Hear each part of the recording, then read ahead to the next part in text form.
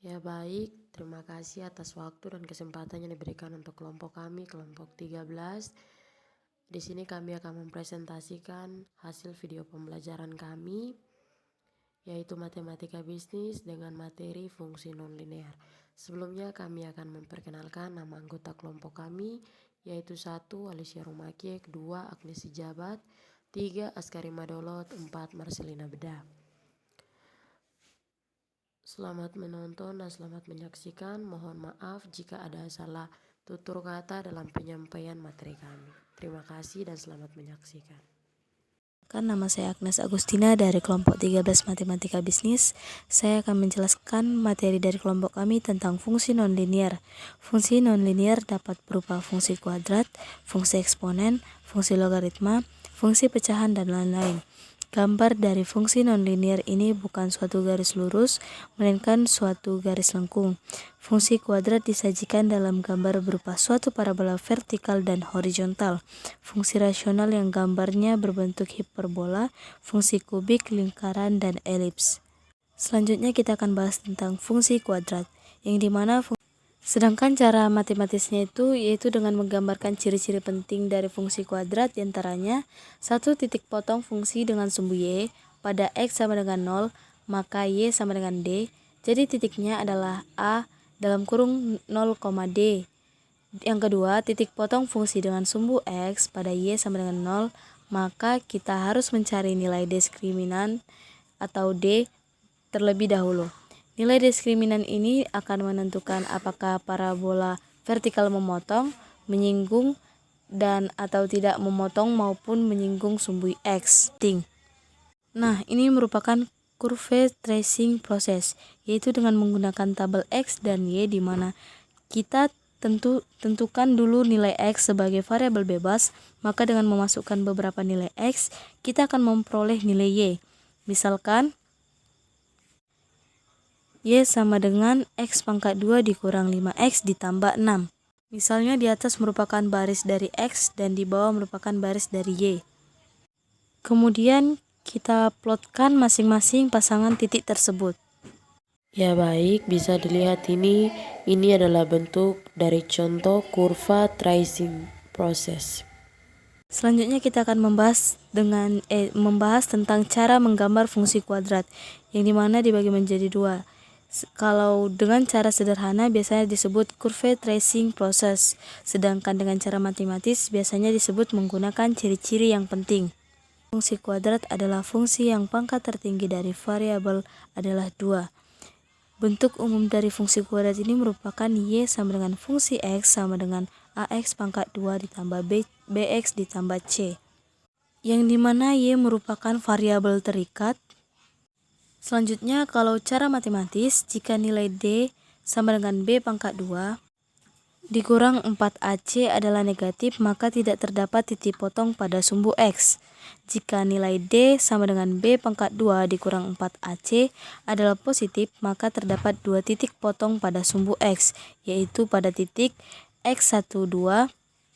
Kenapa dikatakan x1 atau x2?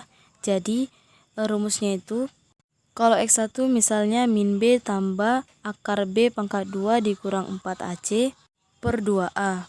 Kalau x2-nya sama dengan min b kurang akar b pangkat 2 dikurang 4ac per 2a. Nah, nanti kita peroleh titik x1,0 dan x2,0. Selanjutnya, jika nilai d sama dengan b pangkat 2 dikurang 4ac adalah 0, maka terdapat satu titik potong dengan sumbu x. Untuk mencari titiknya kita menggunakan min b per 2a, 0, atau sering juga disebut dengan titik puncak. Berikutnya titik puncak, yaitu titik di mana arah dari grafik fungsi kuadrat kembali ke arah semula. Nah, jadi kalau mau cari titik puncaknya itu adalah x, y. Jadi kalau x itu dia min b per 2a, sedangkan kalau y itu dia min dalam kurung b pangkat 2 dikurang 4ac per 4a. Kemudian sumbu simetri adalah sumbu yang membagi atau membelah dua grafik fungsi kuadrat tersebut menjadi dua bagian yang sama besar. Jadi sumbu simetrinya x sama dengan min b per 2a.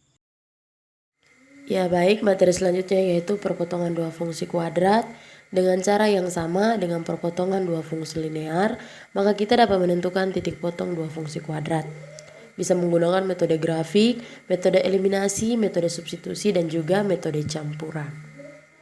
Gambarkan grafik fungsi Y sama dengan X2 dikurang 5X ditambah 6. Yang pertama, titik potong fungsi dengan sumbu Y pada X sama dengan 0. Maka Y sama dengan 6. Jadi titiknya adalah A 0,6. Yang kedua, titik potong fungsi dengan sumbu X pada Y sama dengan 0. D sama dengan B2 pangkat 2 dikurang 4AC sama dengan min 5 pangkat 2 dikurang 4 dikali 1 kali 6 sama dengan 25 dikurang 24 sama dengan 1. Karena D sama dengan 1 lebih besar dari 0, maka terdapat dua buah titik potong dengan sumbu X. Sumbu yang pertama, X pertama sama dengan min B ditambah akar B pangkat 2 dikurang 4C per 2A sama dengan min 5 ditambah akar pangkat 1 per 2 kali 1 sama dengan 5 ditambah 1 per 2 sama dengan 3. Jadi titiknya B1 adalah 3,0.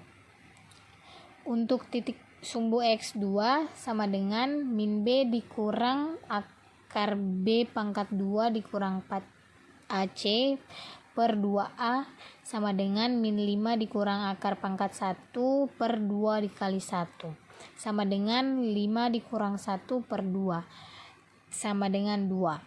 Jadi titik B2 adalah 2,0. Yang ketiga, titik puncak.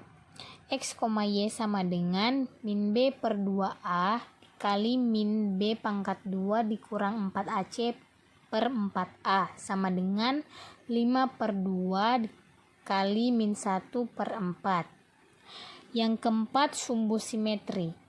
X sama dengan min B per 2A sama dengan 5 per 2. Ya baik, dan ini merupakan contoh grafik fungsi Y melalui titik potong sumbu X A sama dengan 0,6.